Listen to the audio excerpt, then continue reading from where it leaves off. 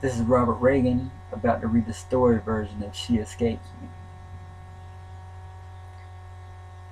Living all alone in this world, it's hard not to feel like fate hates me.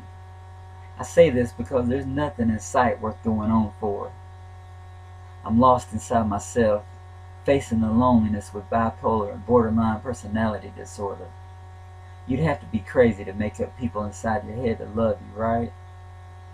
It's hard to be strong when what you need to make you whole is gone, leaving you this lonely ghost, dwelling invisible in the place where lovers go. Seeing them holding hands and kissing each other doesn't hurt quite as bad as their laughter and hearing them say, "I love you." From time to time, someone real comes along. Being real means they can really reject me. So even if I know them, I just shy away. Like the other day, sitting in my friend's passenger seat, we were about to leave when an all-black Honda pulled into the gas station parking lot. Catching my eye, I know the driver. I tell my friend to hold on. I had to see this young woman. We were once locked away in the same mental institute. With cigarette burns up and down my arms, I watched as this broken beauty fought with the nurses, with her crazed, wild look in her eyes. My weird, rebellious ways led me into this infatuation with her that quickly became obsession before they opened the doors for me. I hadn't thought of her ever since, but there she was getting out of her car, wearing a dark blue summer dress imprinted with rose petals. This couldn't be the same person. That girl at the hospital couldn't drive a car. She was in baggy sweatpants and a t-shirt. Her hair was oily. But there she was driving a nice car, wearing a pretty dress with her locks all shiny and bouncy. How could I not just sit there and stare? After all, I went mad over the insane version of this mixed up maiden. Desperately, I wanted to get out and say, "Hey, remember me? We were in the same institution." She looked brand new and probably didn't want to be reminded of that time, especially with people walking in and out of the store. Going down the road, I'm so discouraged, feeling like I'm never going to find that special someone, at least someone in the flesh, took the place of the made-up girl I've been seeing. If I found someone real, I'd be cheating on her. It doesn't matter because she never comes true. When I hunt her down, she escapes me. The way things are going, the Sky Bleeds Crimson is going to pop up on Facebook. Yeah, that's right, I also fall in love with chicks online from out of state. Mostly chicks who like to write. Yeah, Crimson was great, but other than her, there was no one priceless. I won't even go there. Once here in real life, fate, that hateful villain, fooled me with a painting poetess princess. Stephanie, with her straight jet black hair, shared with me how her husband got drunk and ripped to shreds all her poetry. Not only that, he also burned all her drawings and paintings. I held her for one night, listening to all the atrocities she overcame.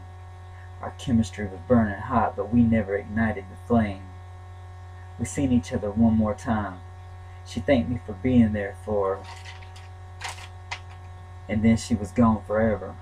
But in my mind, I'm always up all night, listening to her spoken word after every poem she writes. Yes, I'm her biggest fan, by her side at all the galleries that exhibit her visual arts.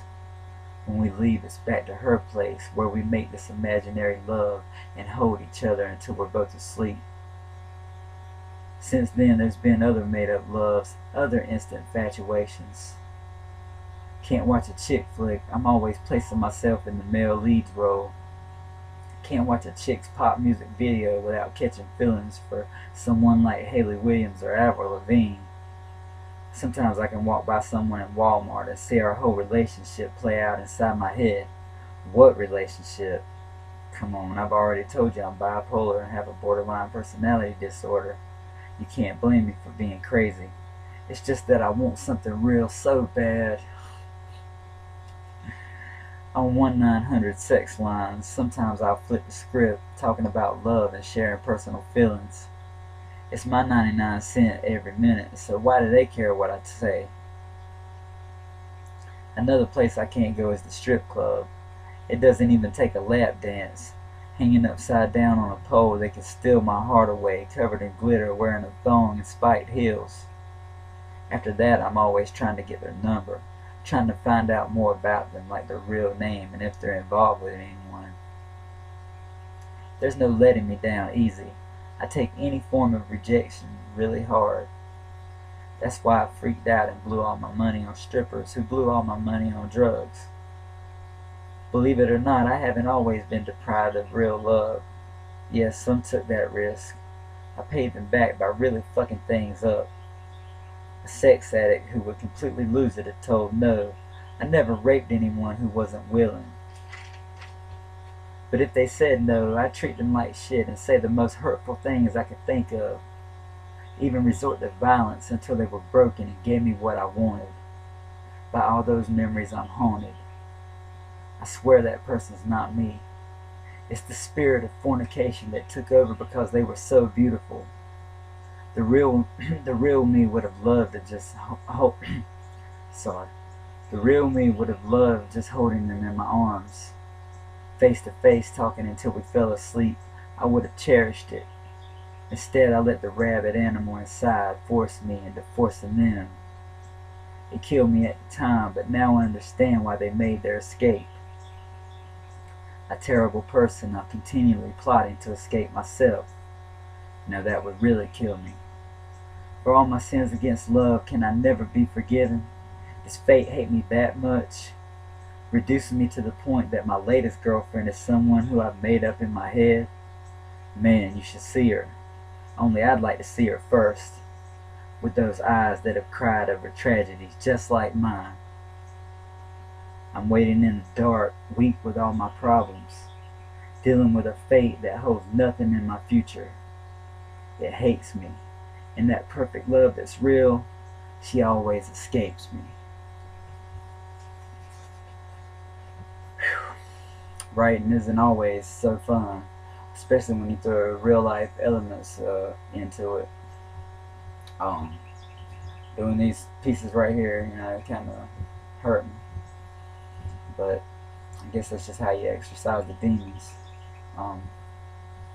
Anyway, I'm sorry for fucking up during the reading of the story.